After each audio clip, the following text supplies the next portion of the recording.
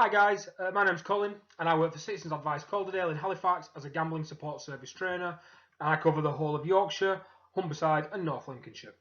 So for those of you that have already watched my previous videos, you'll already be aware of what it is that I do, but for those of you that haven't, what I do is I deliver free training to frontline workers across our region to help them gain a better understanding of gambling and the harms it can cause to both the individuals as well as their friends, families and also wider society as a whole. So in today's video, we're going to focus on understanding how gambling can affect people. So how does gambling affect people, and can you think of any potential harms that gambling can cause? So I'm sure that when asking that question, the first thoughts of most of you will have been around the loss of money. And of course, it's correct, and it's quite significant as well. But in addition to the financial losses, there are many, many more related harms that can be caused to both the gambler themselves, but also to those close to them. And within society as well. So on the next slide, what we're going to do is we're going to have a look at some of these together. So as you can see straight away, there's a multitude of different ways that gambling can affect someone, and quite often many of these will overlap, and even occasionally they'll cause further harms.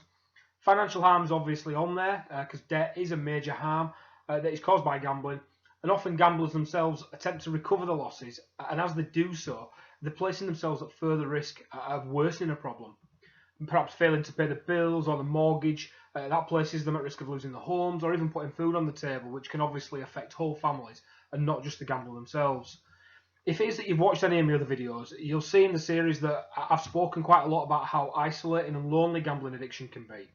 And a gambler will often try and dig themselves out of the hole that they found themselves in by doing it themselves, and they won't ask for help for fear of revealing that problem to others. This is why I'm continually stressing how important it is for you guys to make every opportunity that you have with your clients count. The mental strain of trying to cope with issues alone can be enormous, and that can lead to many other issues as well, like depression and anxiety that are often linked to problem gambling. And so obviously with that comes the added difficulties of dealing with everyday life, such as going to work or going to study at school or university or college. And then in maintaining the pretense that there's absolutely nothing wrong with loved ones, it can be really, really draining. So gambling can impact on every single part of life, and with that, it can affect so many other people as well, not just the gambler, but from partners to friends to children to employers, colleagues, and many, many others too. So, as I keep mentioning, gambling can affect more than just the gambler themselves. And one definition of gambling-related harm put forward by some UK researchers is that gambling-related harms are the adverse impact of gambling on the health and well-being of individuals, families, communities and societies.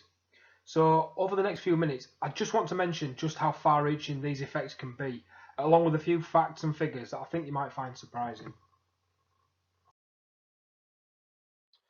So here we can see some facts and figures that I've obtained from a report by Gambling Commission in late February of this year. And I think you'll agree when you look at some of the numbers on here, they really are incredibly worrying. The gambling industry made over £11 billion last year, and that's not including money from the National Lottery. I mean, that's a phenomenal amount of money in anyone's book. But then if you look at the 57% increase in the gross gambling yield, as it's called, over the last 10 years is mostly due to the increase in online gambling.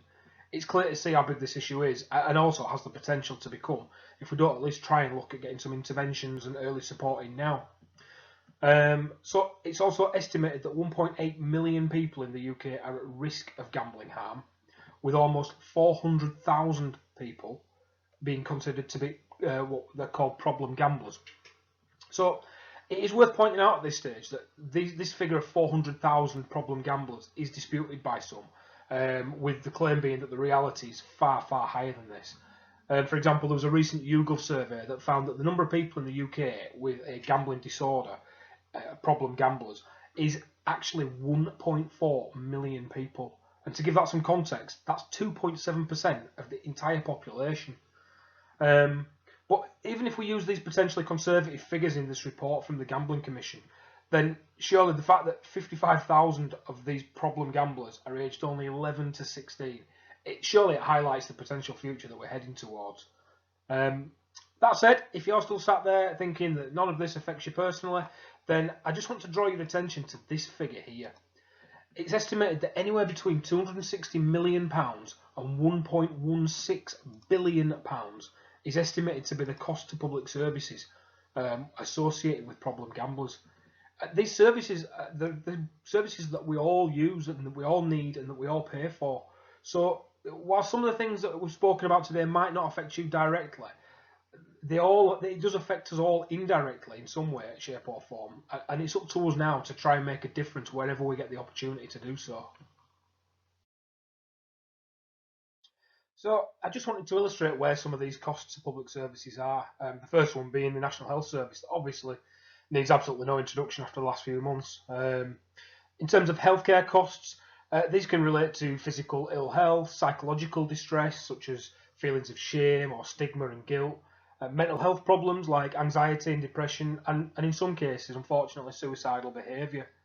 There's also a cost on a societal level, where these harms lead to major demands on healthcare services, increased use of social care and welfare services, all of which have a negative economic impact.